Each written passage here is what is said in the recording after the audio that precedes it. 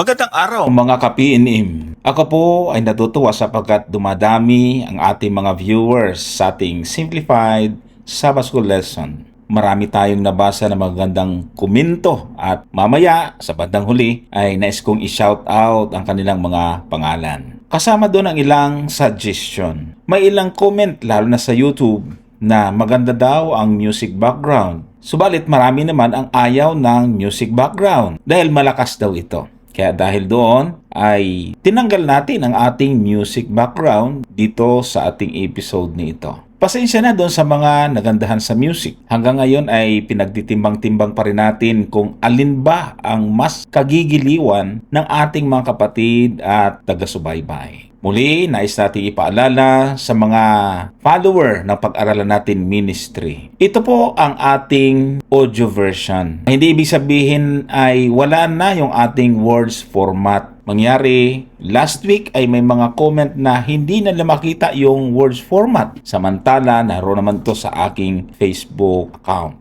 Ang iba naman ay putol daw. Samantala, ang totoo ay buo po ito. Mangyari dahil ito sa mahinang signal ng internet sa inyong lugar. Kaya malamang iyon ang dahilan. Nais ko din pong ipaalam sa inyo na meron din po tayong English version. At ang English version naman ay matatagpuan sa page ng Pag-aralan Natin Ministry. Ginawa natin ang lahat ng ito upang sa ganun ay mapagbigyan natin ang lahat. At kung may panahon pa, ay gagawa din tayo ng Cebuano version. Nakarating kasi sa atin na itong ginagawa natin ay ginagamit ng mga Sabbath School teacher para gawing outline sa kanilang pagtuturo sa kanilang mga klase tuwing Sabado. At ngayon ay dumako tayo sa ating pagpapasimula sa ating Sabbath School lesson. Tayo ngayon ay nasa lesson 13. Ang sakop na pitsa nito ay mula sa June 20 hanggang 26, taong 2026. Ang ating memory text ay mababasa sa unang Juan Kapitulo 3 at ang talata nito ay 2. Mga minamahal, tayo ngayon ay mga anak ng Diyos at hindi pa nahahayag kung ano tayo sa darating. Nalalaman natin na pag siya'y mahayag, tayo'y magiging katulad niya sapagkat siya'y ating makikitang gaya ng kanyang sarili. Mga kapatid, isa sa pinakamalaking tanong ng tao ay, ano kaya ang naghihintay sa atin sa hinaharap? Ano nga ba ang mangyayari sa darating na panahon? Totoong hindi natin alam kung ano ang mangyayari bukas. Maaring may mga pagsubok na darating sa ating mga buhay, mga karamdaman, problema, at baka makaranas tayo ng kalungkutan. At may mga bagay din naman na hindi natin inaasahan. Minsan, ang hinahanap ng tao ay mga nakaka-excite, nakakatakot, nakaka-curious, at yung iba naman ay madrama, nakakaiyak. Ngunit bilang mga anak ng Diyos, may isang bagay tayong tiyak na alam. Walang iba kundi ang katapatan ni Jesus. Hindi siya nagsisinungaling, hindi siya pumapalya, hindi niya binabaliwala ang kanyang mga pangako. Ano man ang mangyayari sa ating buhay, ang kanyang salita ay nananatiling totoo. Ayon sa Hebreo Kapitulo 10, talatang 23, ingatan nating matibay ang pagkakilala ng ating pag-asa na hindi nagmamaliw sapagkat tapat ang pangako. Opo, may mahihirapang panahon na darating. At ito'y sinabi mismo ng Panginoong Hesus na bago siya bumalik ay magkakaroon ng mga pagsubok at kaguluhan sa mundong ito. Ngunit kasabay nito ay ibinigay din niya ang kanyang pangako, ang wika niya. Hindi niya tayo iiwan, hindi niya tayo pababayaan. Sa Aklat ng Hebreo Kapitulo 13 talatang 5 ay ganito ang nakasulat, sapagkat siya rin ang nagsabi, sa anumang paraan ay hindi kita papagkulangin, sa anumang paraan ni hindi kita pababayaan. Kaya habang hinihintay natin ang pagbabalik ni Kristo, ang ating tungkulin ay manatiling nakatingin sa Kanya. Ganito naman ang sinabi ni Haring David. Sa Aklat ng Awit, Kapitulo 25 at ang talata ay 15, ang wika niya. Ang aking mga mata ay laging nasa Panginoon sapagkat Kanyang huhugutin ang aking mga paa sa silo. Napakahalaga ng talatang ito, mga kapatid. Kapag nakatingin tayo sa problema, lalong lalaki ang ating takot. Kapag nakatingin tayo sa mundo, lalong lalaki ang ating pag-aalala. Ngunit kapag nakatingin tayo kay Jesus, lumalakas ang ating pananampalataya. Sa linggong ito ay pag-aaralan natin ang isa sa pinakamagandang paksa sa buong Biblia, ang gantimpala ng langit. Pag-aralan natin ang mga ito. Ano ang naghihintay sa mga tinubos ng Diyos? Ano ang magiging kalagayan ng bagong langit at bagong lupa? Ano ang mawawala magpakailanman sa kaharian ng Diyos? At higit sa lahat, kung gaano kasarap ang mamuhay na kasama si Jesus magpakailanman. Ang pinakamagandang bahagi ng langit ay hindi ang mga gintong lansangan, hindi ang mga mansyon, hindi ang kagandahan ng bagong langit at bagong lupa, kundi ang katotohanang makakasama natin si Jesus magpakailanman. Siya na lumalang sa atin, nagmahal sa atin, namatay para sa atin, tumubos sa atin, at malapit nang bumalik para sa atin. Kaya habang naghihintay sa dakilang araw na iyon, ang mensahe ng aralin ay simple. Huwag tayong bibitaw kay Jesus. Ano man ang ating pinagdaraanan ngayon, anumang pagsubok ang ating kinakaharap, anumang sakit o problema ang ating dinadala ngayon, manatili tayong nakakapit kay Kristo sapagkat malapit na nating makita ang katuparan ng lahat ng Kanyang pangako. Kapag dumating ang araw na iyon, lahat ng ating luha, lahat ng ating sakit, lahat ng ating pakikipaglaban ay mapapalitan ng walang hanggang kagalakan sa piling ng ating Panginoon at tagapagligtas na si Jesucristo. Living today. Mga kapatid, kapag tumingin tayo sa ating paligid, makikita natin na unti-unting natutupad ang mga sinabi ni Jesus tungkol sa mga huling araw. Nakikita natin ang mga digmaan, dahilan kung bakit napakamahal ng krudo, gasolina sa panahon natin ngayon. Natupad ang mga balita ng digmaan. Nagaganap din ang mga lindol. Ang daming nasirang mga ari-arian sa lindol nitong mga nakaraan. Mga salot hanggang ngayon ay hindi natin makalimutan ang bakas ng COVID. Mga kaguluhan sa iba't ibang bansa na halos wala ng katapusan. At maging ang pag-uusig sa mga nananampalataya. Lahat ng ito ay ating naririnig at nararanasan sa panahong ito. Tunay ngang nabubuhay tayo sa seryosong panahon ngayon. At dahil dito, mas kailangan natin ngayon ang isang matibay at buhay na relasyon sa ating Panginoong Diyos. Hindi sapat ang minsanang pananalangin. Hindi sapat ang minsanang pagsamba. Hindi rin sapat ang basta pagiging miyembro ng iglesia. Ang kailangan natin ay araw-araw na paglakad kasama si Jesus. Unang Pedro Kapitulo 4, talatang 7.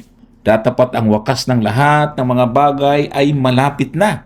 Mangagpakatinunga kayo at mangagpuyat sa mga panalangin. Anong ibig sabihin? Sinasabi ni Apostol Pedro na dahil malapit na ang wakas, dapat tayong maging seryoso sa ating espiritual na buhay. Hindi ngayon panahon para maging pabaya. Hindi panahon para maging kampante. Hindi rin panahon para ilagay si Jesus sa pangalawang bahagi ng ating buhay.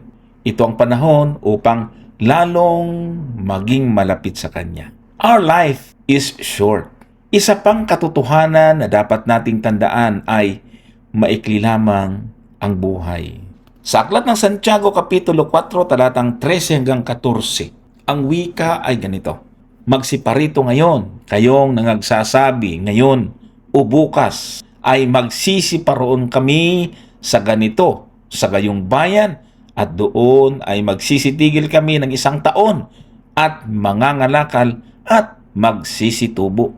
Ganito magpanukala ang mga tao sa panahon ngayon. May planong magbakasyon sa magandang lugar. May plano na magkaroon ng malalaking negosyo. At minsan, tayong mga mananampalataya kasama sa may mga ganitong panukala. Yamang hindi ninyo nalalaman ang mangyayari kinabukasan.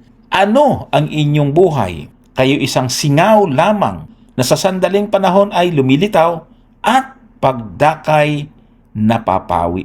Napakaraming tao ang gumagawa ng plano para sa susunod na mga taon ng kanilang buhay. May plano para sa negosyo, may plano para sa trabaho, may plano para sa pamilya, lalo na sa edukasyon.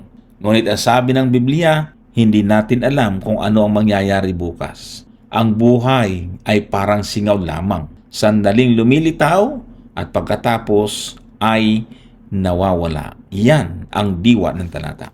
Kaya ang pinakamahalagang tanong ay hindi yung gaano katagal pa kaya akong mabubuhay, kundi handa ba ako kung tawagin ako ng Diyos ngayon? A personal prayer for revival. Sa Aklat ng Awit, Kapitulo 80, Chapter 80, makikita natin ang panalangin ng bayan ng Diyos na humihingi ng panunumbalik at revival. Ganito ang mababasa natin sa talatang 3. O Diyos, papanumbalikin mo kami at pasilangin mo ang iyong mukha at kami ay maliligtas. Sa talatang 19 ay ganito naman ang ating mababasa. Papanumbalikin mo kami o Panginoong Diyos ng mga hukbo. Pasilangin mo ang iyong mukha at kami ay mangaligtas. Ang panalangin ito ay hindi lamang para sa Israel. Marin itong maging panalangin natin ngayon. Marahil may mga panahon na lumamig ang ating pananampalataya, humina ang ating prayer life, nabawasan ang ating pag-aaral ng Biblia, o naging abala tayo sa maraming bagay. Kung ganon, maaari rin nating sabihin, Panginoon, papanumbalikin mo ako. Panginoon, pasilangin mo ang iyong mukha sa akin. Panginoon, buhayin mong muli ang aking relasyon sa iyo. God's face shining upon us. Anong ibig sabihin ng pasilangin mo ang iyong mukha? Sa Biblia, ang nagniningning na mukha ng Diyos ay larawan ng kanyang biyaya, kanyang pagtanggap, kanyang presensya at kanyang pagpapala. Kapag ang mukha ng Diyos ay sumilang sa atin, ibig sabihin ay pinapakita niya ang kanyang pag-ibig at awa. At ang pinakamalinaw na pagpapakita nito ay si Jesus mismo. Sa pamamagitan ni Jesus, napatawad ang ating mga kasalanan. Tinanggap tayo ng Ama at binihisan tayo ng kanyang katuwiran. Hindi tayo naliligtas dahil mabuti tayo. Hindi tayo naliligtas dahil marami tayong nagawang mabuti. Masunurin tayo. Ang katotohanan ay ito. Naligtas tayo dahil sa katuwiran ni Kristo na tinanggap natin sa pamamagitan ng pananampalataya. Mga kapatid, seryoso ang panahon nating kinabubuhayan ngayon. Maikli ang buhay, malapit ng pagbabalik ni Jesus. Kaya ang pinakamahalagang bagay na maaari nating gawin ngayon ay manatiling malapit sa Kanya. Sabihin natin sa ating mga panalangin, Panginoon, pasilangin mo ang iyong mukha sa akin. Panginoon, buhayin mong muli ang aking pananampalataya. Panginoon, huwag mo akong pabayaang malayo sa iyo. Sapagkat si Jesus ang ating kasama, may pag-asa tayo ngayon at may katiyakan tayo para sa walang hanggang buhay. Finally, face to face. Ano ibig sabihin ito? Mga kapatid, mula nang magkasala si Adan at Eva, iisa lang ang layunin ng Diyos. Ibalik ang tao sa malapit na relasyon sa Kanya. Sa Eden, malaya nilang nakakasama ang Diyos. Walang kasalanan doon, walang takot, walang paghihiwalay. Ngunit nang pumasok ang kasalanan, nasira ang relasyon iyon. Mula noon, ginagawa ng Diyos ang lahat upang maibalik tayo sa Kanya. Kaya isinugo niya si Jesus. Kaya may cross, kaya may ebanghelyo, kaya may plano ng kaligtasan. Sa Juan 3:16, sinasabi ang ganito, sapagkat gayon na lamang ang pagsinta ng Diyos sa sanglibutan, na ibinigay niya ang kanyang bugtong na anak upang ang sino mang sa kanya'y sumampalataya ay huwag mapahamak, kundi magkaroon ng buhay na walang hanggan. Ang kaligtasan ay hindi lamang tungkol sa pag-iwas sa impyerno. Tandaan natin ito mga kapatid. Ito ay tungkol sa pagpapanumbalik ng ating relasyon sa Diyos. Ang pinakadakilang regalo ng langit ay hindi ang gintong lansangan, hindi ang mga mansyon, hindi ang kawalan ng sakit, kundi ang makasama muli ang Diyos magpakailanman. Our true citizenship. Maraming taong sobrang abala sa mga problema ng mundo. Minsan nakakalimutan natin na hindi ito ang ating tunay na tahanan. Ang wika ni Apostol Pablo sa Filipos 3:20 hanggang 21 ay ganito. Sapagkat ang ating pagkamamamayan ay nasa langit. Mula rin naman doon ay hinihintay nating may pananabik ang tagapagligtas, ang Panginoong Hesukristo, na siyang magbabagong anyo sa katawan ng ating kahihiyan upang maging katulad ng katawan ng kanyang kaluwalhatian.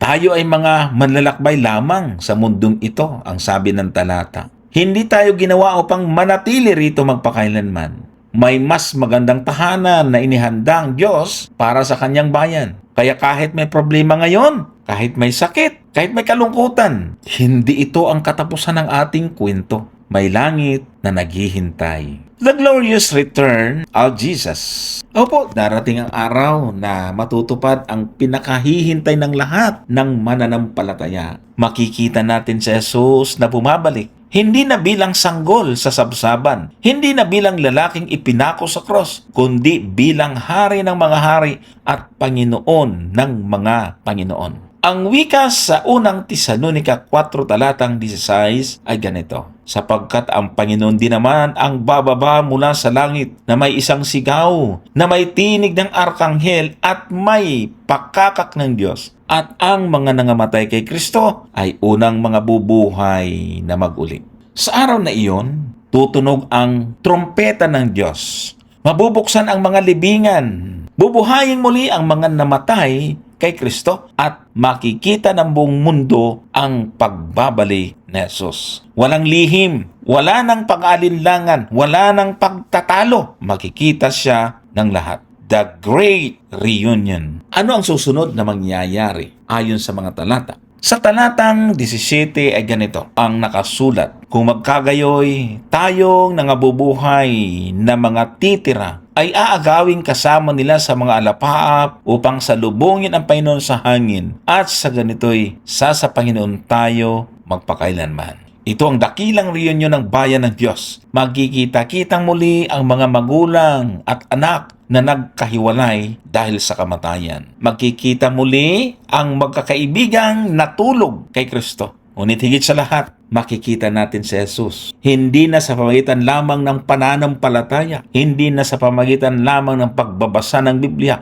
hindi na sa panalangin lamang. Makikita natin siya ng mukhaan at harapan. Face to face with Jesus. Napakahirap ilarawan kung gaano kadakila ang sandaling iyon. Sa loob ng maraming taon, nananalangin tayo sa Kanya, nagtitiwala tayo sa Kanya, naglilingkod tayo sa Kanya, at naghihintay tayo sa Kanya. At ngayon, sa wakas, makikita natin siya. Sa Aklat ng Apokalipsis, Kapitulo 22, talatang 4 ay ganito ang nakasulat. At makikita nila ang Kanyang mukha at ang Kanyang pangalan ay sa kanilang mga noo. Ito ang sukdulang katuparan ng plano ng kaligtasan. Ang Diyos na minsang nahiwalay sa tao dahil sa kasalanan ay muling makakasama ng Kanyang bayan.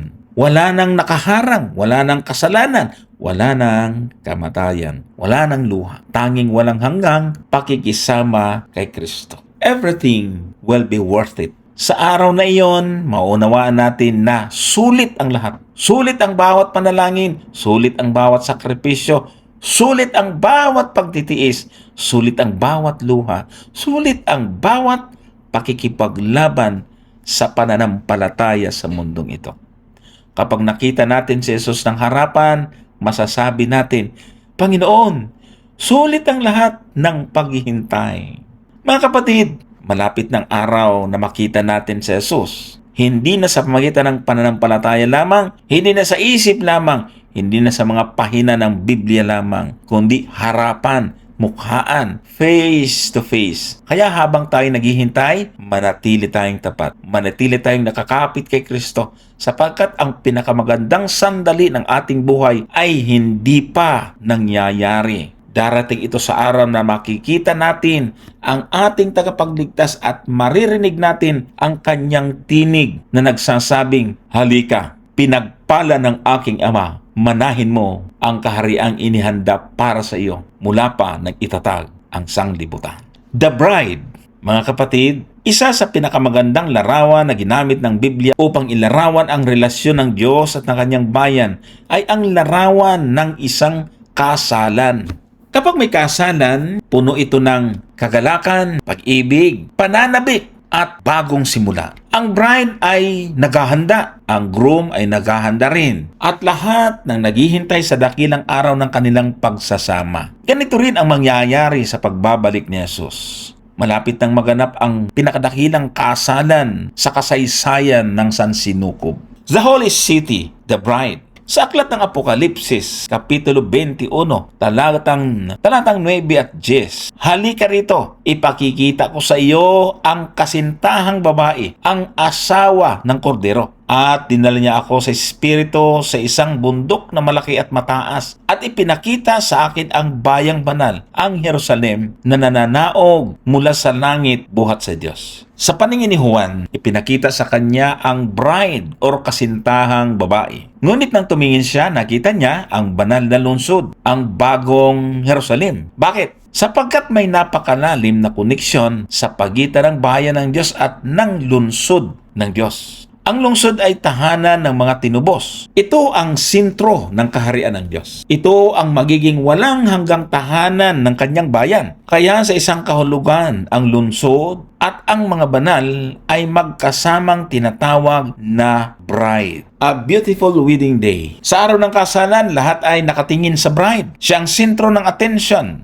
Magandang kanyang kasuotan. Masaya ang lahat. Punong-puno ng pag-asa ang hinaharap. Ganito rin ang magiging karanasan ng bayan ng Diyos. Pagkatapos ng mahabang panahon ng kasalanan, pagdurusa, luha at kamatayan, sa wakas ay darating ang araw na walang hanggang pagsasama ng bayan at ni Kristo. Hindi na magkakaroon ng paghihiwalay, hindi na magkakaroon ng kasalanan, hindi na magkakaroon ng kamatayan. Magkasama na tayo at si Jesus magpakailanman. Jesus is preparing a place. Sa Juan 14:1-3, ito yung the Lord's promise. Ganito ang wika: "Huwag magulumihanan ang inyong puso. Sumampalataya kayo sa Diyos, sumampalataya rin naman kayo sa akin. Sa bahay ng aking Ama ay maraming tahanan. Kung di gayon ay sinabi ko sana sa inyo, sapagkat ako'y paroroon upang ipaghanda ko kayo ng dakong kalalagyan. At kung ako'y pumaroon at kayo may ipaghanda ng kalalagyan, ay muling paririto ako at kayo tatanggapin ko sa aking sarili, upang kung saan ako naroroon, kayo naman ay dumuon." Sa loob ng halos 2,000 taon, naghahanda si Jesus ng lugar para sa kanyang bayan. Isipin mo ito, kaibigan. Kung ang Diyos ang gumagawa ng ating magiging tahanan, gaano kaya ito kaganda? Gaano kaya ito kadakila? Gaano kaya ito kasaya? Kaya sinabi ng Biblia na hindi sapat ang wika ng tao upang ilarawan ang kaluwalhatian ng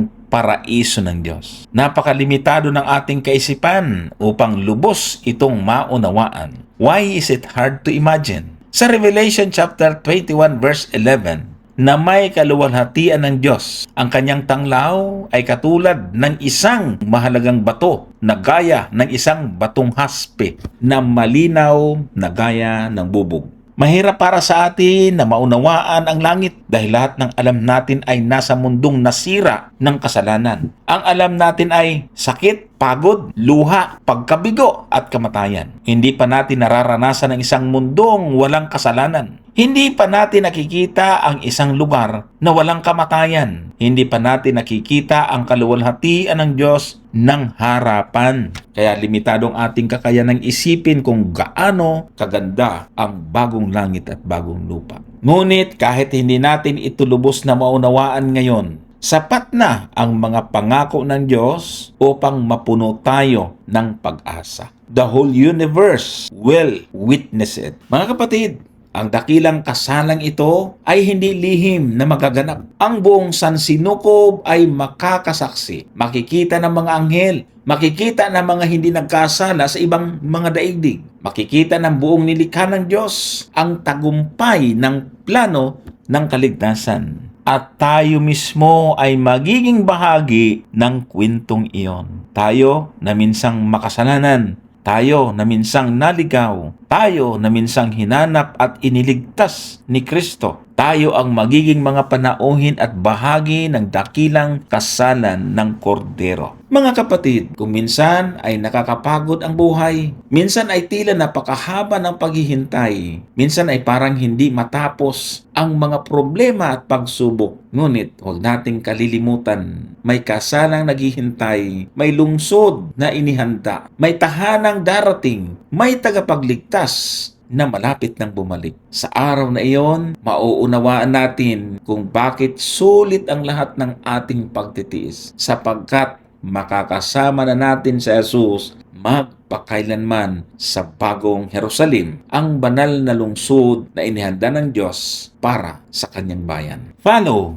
the Lamb. Ano ang ibig sabihin nito? Kapag tinanong ang mga tao kung ano ang pinaka-inaabangan nila sa langit, iba-iba ang sagot. Maaaring may magsasabing, wala nang sakit, wala nang kamatayan, makikita muli ang mga mahal sa buhay, makakasama ang mga kaibigan, magpakailanman. Lahat ng ito ay totoo at kahanga-hanga. Ngunit higit sa lahat ng pagpapala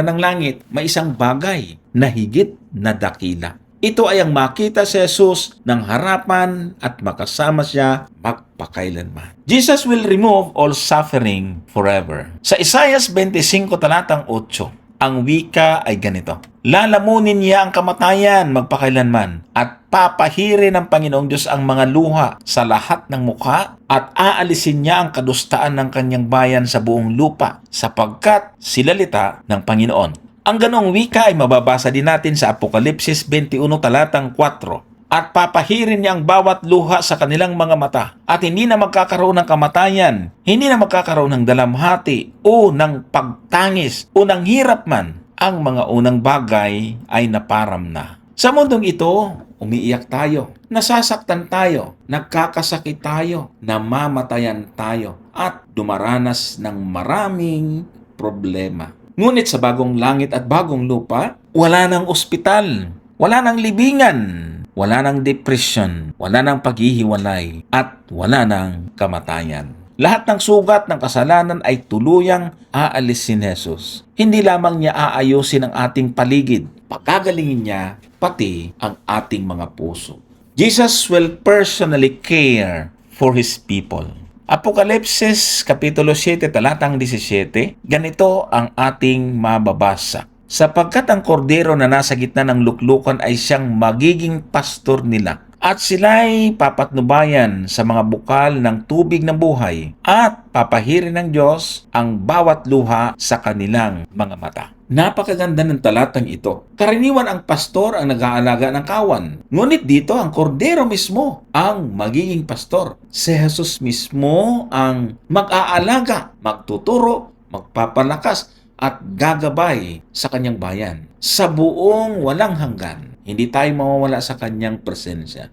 Jesus is the Lamb of God. Sa Juan 1:36 ang sabi, at kanyang minamasdan si Jesus na naglalakad at sinabi, narito ang kordero ng Diyos. Tinawag ni Juan Bautista si Jesus na kordero ng Diyos. Bakit? Sapagkat si Jesus ang sakripisyong ibinigay ng Diyos para sa ating mga kasalanan. Siya ang namatay para sa atin, siya ang nagdusa para sa atin, at siya ang nagligtas sa atin. Kaya sa langit, ang sentro ng pagsamba ay hindi tayo, hindi ang mga anghel, hindi ang mga banal, kundi si Kristo, ang korderong pinatay para sa kaligtasan ng sanglibutan. Redeem, follow the Lamb. Sa Apokalipsis 14 talatang 4, ito'y ang mga nagsisisunod sa kordero saan man siya pumaroon. Ito ang katangian ng tunay na bayan ng Diyos. Hindi lamang sila naniniwala kay Jesus, sinusunod nila si Jesus. Hindi lamang doon sa langit, kundi dito pa lamang sa lupa. Ang mga maliligtas ay yaong araw-araw na sumusunod sa kordero sa pamagitan ng pananampalataya, pagsunod, pagtitiwala at paglakad kasama niya. Kung gusto nating sumunod sa kordero sa langit, dapat natututo na tayong sumunod sa kanya dito pa lang sa lupa. Heaven is about being with Jesus.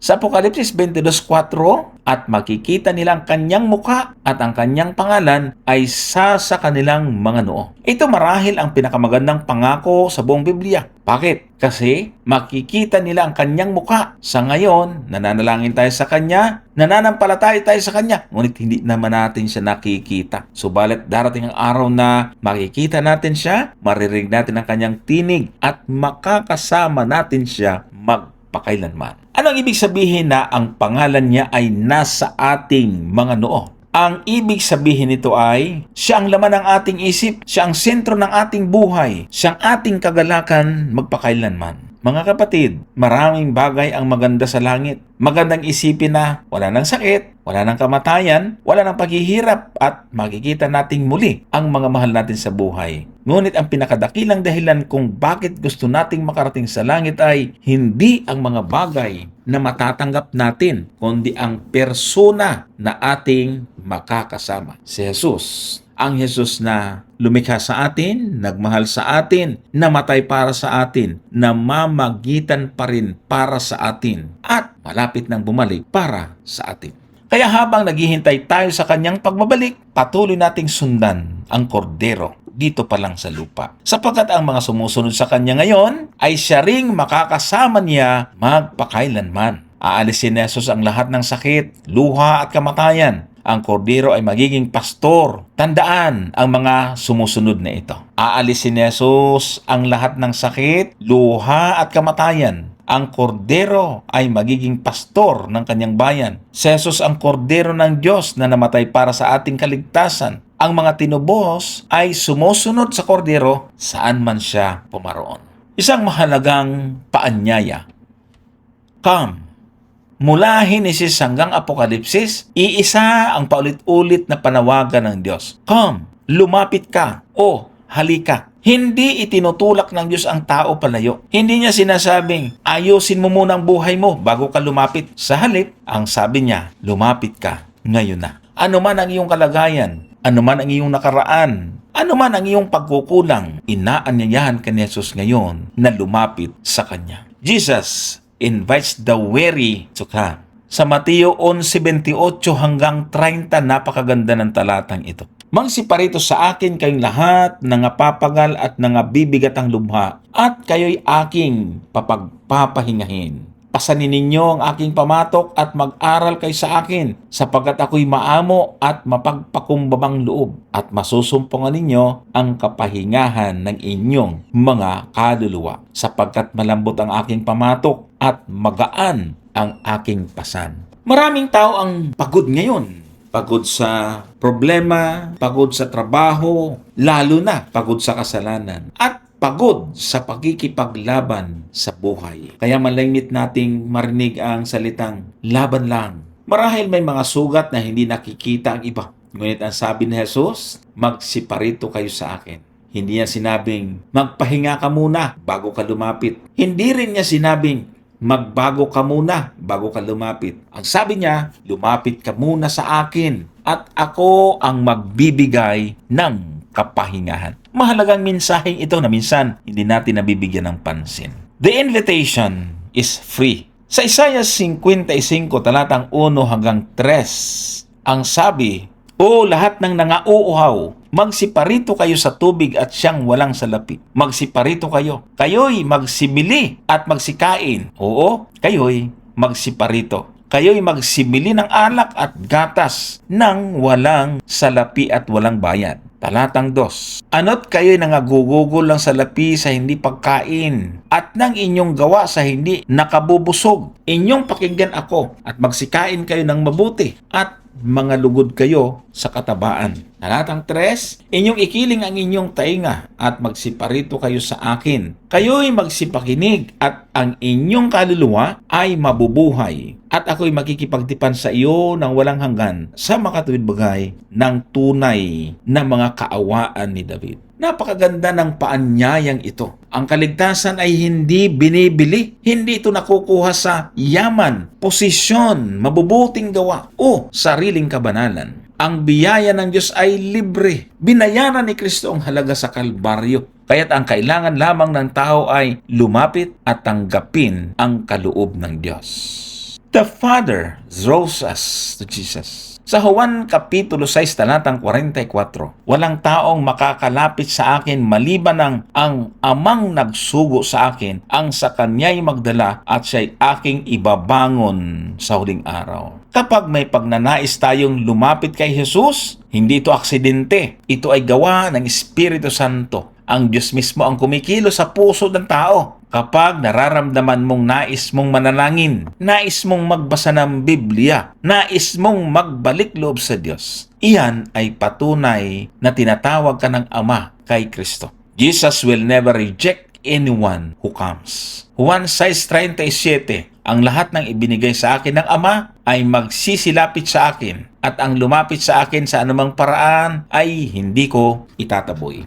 Ito ang isa sa pinakamatibay na pangako ng Biblia. Minsan iniisip natin, napakasama ko na, hindi na ako mapapatawad, hindi na ako tatanggapin ng Diyos. Ngunit malinaw ang sabi ng Panginoon, ang lumapit sa akin ay hindi ko itataboy. Walang taong masyadong makasalanan para sa biyaya ni Kristo. Walang taong napakalayo upang hindi maabot ng kanyang pag-ibig. We must also invite others. Sa Apokalipsis 22:17, at ang espiritu at ang kasintahang babae ay nagsasabi, halika. At ang nakakarinig ay magsabi, halika. At ang nauuhaw ay pumarito. Ang may ibig ay kumuha ng tubig ng buhay na walang bayad. Hindi lamang tayo inaanyayahan ng Diyos, tayo rin ay inaanyayahang mag-anyaya. Kapag natikman natin ang kabutihan ni Kristo, hindi natin ito dapat sarilinin. Dapat din nating sabihin sa iba, halika kay Jesus. Halika sa kapatawaran.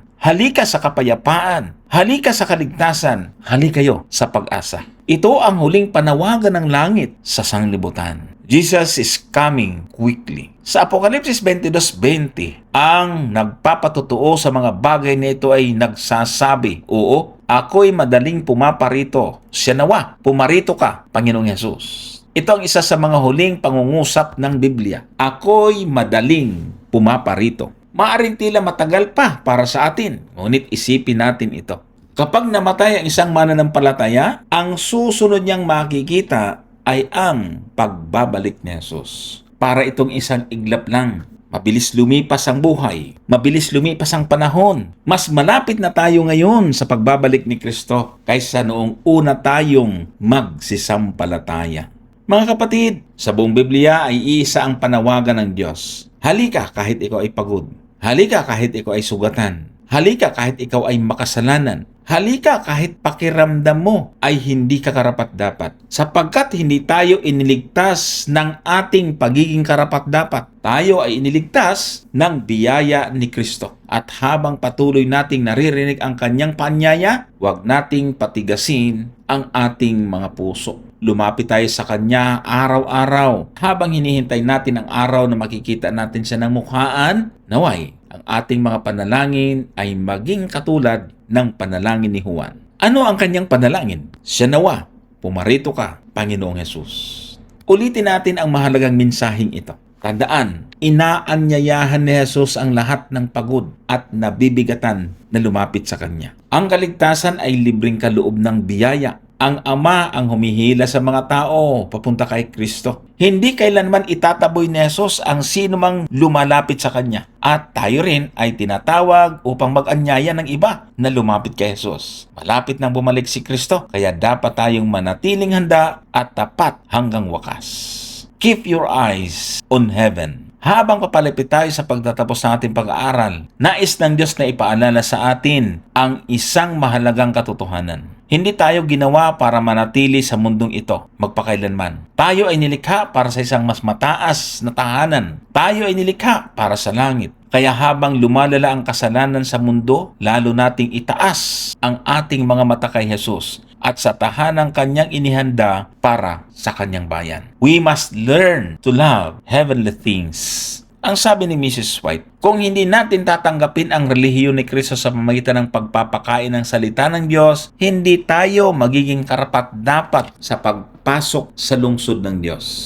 Hindi sapat na gusto lang nating makarating sa langit. Kailangan nating matutunang mahalin ang mga bagay ng langit habang tayo ay nasa lupa pa lamang. Kung ang isip natin ay laging sa mundo, kasiyahan ng laman, kayamanan, mga makamundong bagay, mahihirapan tayong ma-appreciate ang mga bagay ng Diyos. Ang paghahanda para sa langit ay nagsisimula ngayon. Habang binabasa natin ang Biblia, habang tayo nananalangin, at habang nakakasama natin si Jesus kahit hindi siya nakikita, unti-unti niyang hinuhubog ang ating character para sa kaharian ng langit. Heaven will be a perfect family. Sabi ni Mrs. White, kung magkagayon ang mga bansa ay hindi nakikilala ng ibang kautusan, kundi ang kautusan ng langit. Ang lahat ay magiging isang masaya at nagkakaisang pamilya. Napakaraming pagkakahati-hati ngayon sa mundo. May digmaan, alitan, inggitan, diskriminasyon at galit. Ngunit sa langit, wala nang ganun. Lahat ay magiging isang pamilya. Lahat ay mamumuhay sa pag-ibig. Wala nang silos, wala nang away, wala nang inggitan, wala nang pagkakasala. Lahat ay magkakaisa sa pagsamba sa Diyos at sa Kordero. There will be no more sin and death. Hindi na magkakaroon pa ng kasalanan, ni magkakaroon pa ng kamatayan. Ito ang pinakamatinding problema ng sangkatauhan, ang kasalanan. At bunga nito ay kamatayan. Ngunit darating ang araw na tuluyan nang mawawala ang dalawang ito. Hindi na magkakaroon ng tukso, pagkakasakit, luha, kaba o kamatayan. Ang buong sansinukob ay magiging malinis mula sa bakas ng kasalanan. Maghahari ang katuwiran magpakailanman. Talk more about heaven. Anong ibig sabihin nito? Ugaliin nating pag-usapan ang tukso. Ugaliin nating pag-usapan ang tungkol sa langit, sa magandang langit. Napakadali nating pag-usapan ang problema, politika, pera, trabaho, at mga pagsubok. Ngunit gaano kadalas nating pag-usapan ang langit? Kapag mas madalas nating iniisip at pinag-uusapan ang langit, mas lumalakas ang ating pag-asa, mas lumalalim ang ating pananampalataya, at mas gumagaan ang mga pasanin sa buhay nito. Hindi ibig sabihin na mawawala ang problema. Ngunit mas nakikita natin ang mas malaking larawan dahil may tahanang naghihintay sa atin. God will finish what He started. Sa Filipos 1:6, nalubos akong nananampalataya nito na ang nagpasimula ng mabuting gawa sa inyo ay siyang magpapasakdal hanggang sa araw ni Jesucristo. Napakagandang mensahe ito. Ang Diyos ang tumawag sa atin, nagligtas sa atin, at nagpapatuloy na humuhubog sa atin. Hindi tayo inililigtas ng ating sariling lakas. Hindi tayo makakarating sa langit dahil mahusay tayo. Makakarating tayo roon dahil tapat ang Diyos. Ang kanyang sinimulan sa atin ay kanyang tatapusin. Kaya kahit tayo mahina minsan, kahit tayo ay nadadapa, huwag tayong mawawalan ng pag-asa. Patuloy na kumakapit si Jesus sa atin. Mga kapatid, natapos ang ating pag-aaral tungkol sa langit. Ngunit ang pinakamahalagang tanong ay hindi yung ano ang magiging itsura ng langit, kundi handa ba akong makarating doon? Ang langit ay hindi lamang isang lugar. Ito ay ang walang hanggang pakikisama kay Jesus.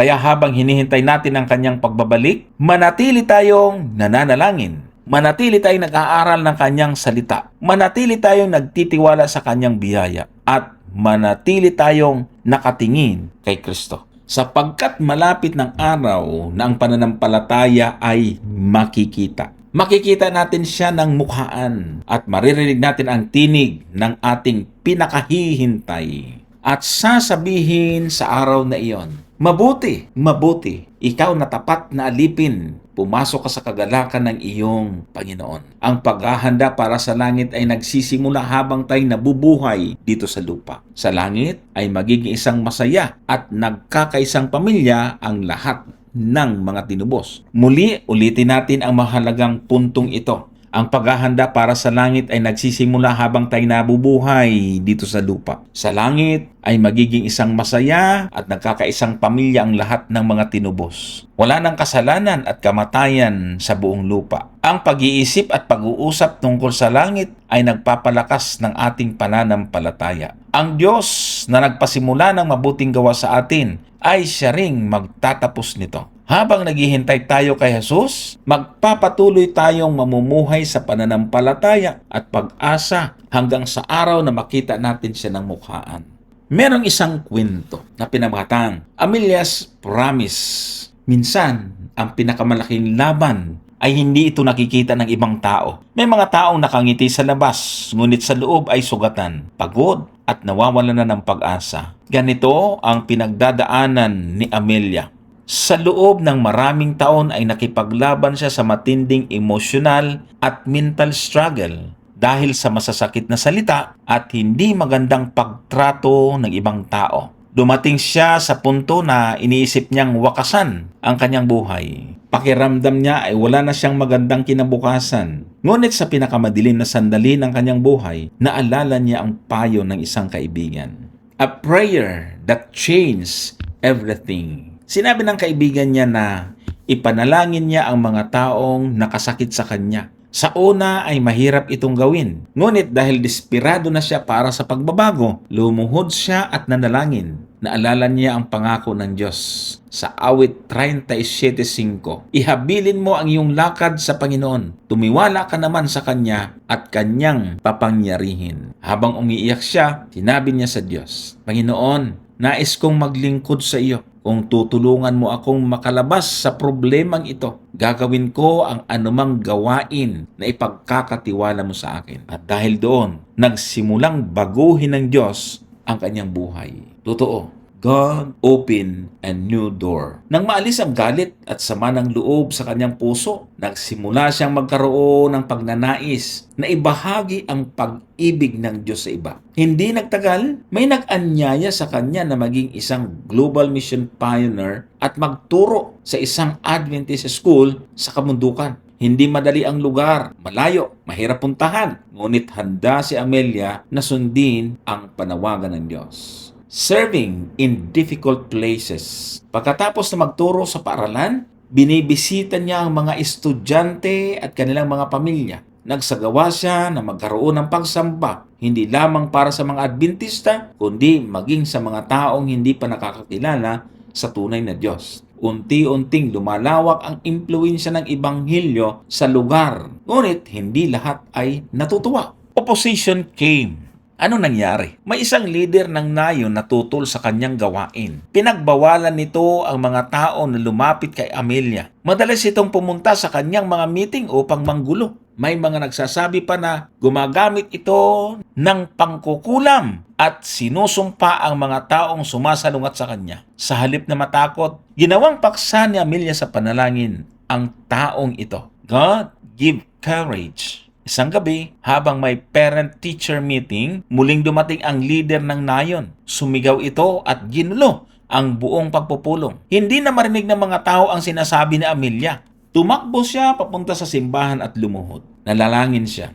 Panginoon, tulungan mo ako. Bigyan mo ako ng lakas at karunungan. At gaya ng maraming pagkakataon sa Biblia, sumagot ang Diyos. Hindi niya agad inalis ang problema, ngunit binigyan niya si Amelia ng kapayapaan at lakas ng loob. Bumalik siya sa pagpupulong na may buong tapang at kapanatagan. Faithfulness in uncertain times. Hindi agad nagbago ang sitwasyon. Nanatiling tutol ang leader ng nayon. Ngunit nanatiling magalang, mahinahon at matatag si Amelia. At sa huli, nakita ng mga magulang ang kanyang katapatan at ipinakita nila ang kanilang suporta sa kanya. Hindi niya alam kung ano pa ang mangyayari sa hinaharap. Ngunit isang bagay ang alam niya. Tapat ang Diyos sa kanyang mga pangako. Lessons we can learn. God can heal a broken heart. Kahit gaano kalalim ang sugat ng tao, kayang pagalingin ng Diyos ang puso ng lubos na nagtitiwala sa Kanya. Prayer changes lives. Ang panalangin ni Amelia ay hindi lamang nagbago ng kanyang sitwasyon. Binago nito ang kanyang puso. God often uses pain for ministry. Ang taong minsang nawala ng pag-asa ay naging instrumento ngayon upang magbigay ng pag-asa sa iba. Opposition is not a sign that God has left us. Minsan habang ginagawa natin ang gawain ng Diyos, mas lalong dumarami ang pagsubok. Ngunit hindi tayo kailanman iniwan ng Panginoon. Narito ang final message. Mga kapatid, ang kwento ni Amelia ay nagpapaalala sa atin na ang Diyos ay may kakayanang baguhin ang pinakamadilim na kabanata ng ating buhay. Mula sa pagnanais wakasan ang buhay, naging tagapagdala siya ng buhay at pag-asa sa iba. At kung nagawa ito ng Diyos kay Amelia, magagawa rin niya ito sa atin. Kaya kapag dumating ang mga pagsubok, kapag tila wala ng pag-asa, kapag parang hindi natin alam ang susunod na hakbang, aalalahanin natin ang pangako ng Diyos. Sa awit 37 talatang 5, ihabilin mo ang iyong lakad sa Panginoon, tumiwala ka naman sa Kanya at Kanyang papangyarihin. Ang Diyos na gumabay kay Amelia ay siya ring Diyos na gumagabay sa atin ngayon. Mga kapatid at mga kaibigan, sa buong linggong ito, paulit-ulit tayong pinaaalalahanin ng isang napakagandang katotohanan. Hindi ito ang ating tahanan. Ang mundong ito ay puno pa rin ng luha, sakit, pagkabigo, kamatayan at mga problemang hindi natin maiiwasan. Ngunit salamat sa Diyos sapagkat hindi rito nagtatapos ang ating kwento. May isang araw na darating ng ating panampalataya magiging paningin. Hindi na tayo mananalangin sa Diyos na hindi nakikita sapagkat makakita na natin siya ng mukhaan. Hindi na tayo aasa lamang sa kanyang pangako sapagkat matutupad na ang lahat. Hindi na tayo iiyak sa tabi ng puntod ng mahal natin sa buhay sapagkat bubuksan ng Panginoon ang libingan ng mga natulog kay Kristo. Hindi na tayo magtatanong kung bakit pinahintulutan ng Diyos ang mga pagsubok sapagkat maunawa na natin ang kanyang dakilang panukala. At higit sa lahat, makikita natin si Jesus ng mukhaan. Ang mga kamay na ipinako sa krus para sa atin. Ang mukha na minsang dinuraan para sa atin. Ang hari ng langit na nagmahal sa atin hanggang sa kamatayan. Mga kapatid, anumang pagsubok ang iyong pinagdadaanan ngayon, anumang luha ang iyong pinapasan, anumang kabiguan ang iyong pinagdadaanan, huwag kang bibitaw kay Jesus. Malapit ng araw na maririnig natin ang kanyang tinig, magsasabi, magsiparito kayo, mga pinagpala ng aking Ama. Malapit ng araw ng ating pakikibaka ay mapapalitan ng tagumpay. Malapit ng araw ng pananampalataya ay magiging realidad. Kaya habang tayo naghihintay, patuloy tayong manalangin, patuloy tayong mag-aral ng kanyang salita, patuloy tayong magmahal sa ating kapwa, patuloy tayong maglingkod, at patuloy nating ibahagi sa Jesus sa iba. Sapagkat ang pinakamagandang bagay na maaari nating marinig sa buong sansinukob ay ang mga salitang, narito, dumarating akong madali. At nawa, ang maging tugon ng bawat isa sa atin ay, Amen! Gayon nga, pumarito ka Panginoong Jesus. Maranat. Mga kapatid at mga kaibigan, maraming salamat sa inyong patuloy na pagsubaybay. Nais kong i-shout out ang lahat ng mga nag-comment sa YouTube.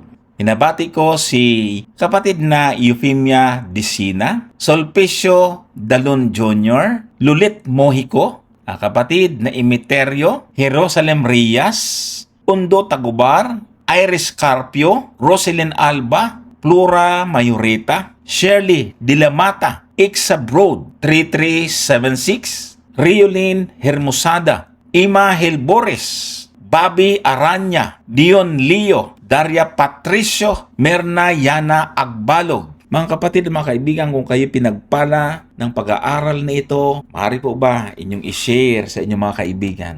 At sa mga hindi pa nakaka-subscribe sa ating YouTube channel, paki-subscribe po ito. At paki-follow na rin ang aking Facebook page. Sa mga nanonood at gusto ninyo ng words format, puntahan lang po ninyo ang ating Facebook at makikita po ninyo yung words format na pwede po ninyong gamitin sa pagtuturo sa inyong mga Sabbath School lesson class sa inyong mga iglesia. Maraming salamat po sa inyong patuloy at walang sawang pagsubaybay. God bless us all.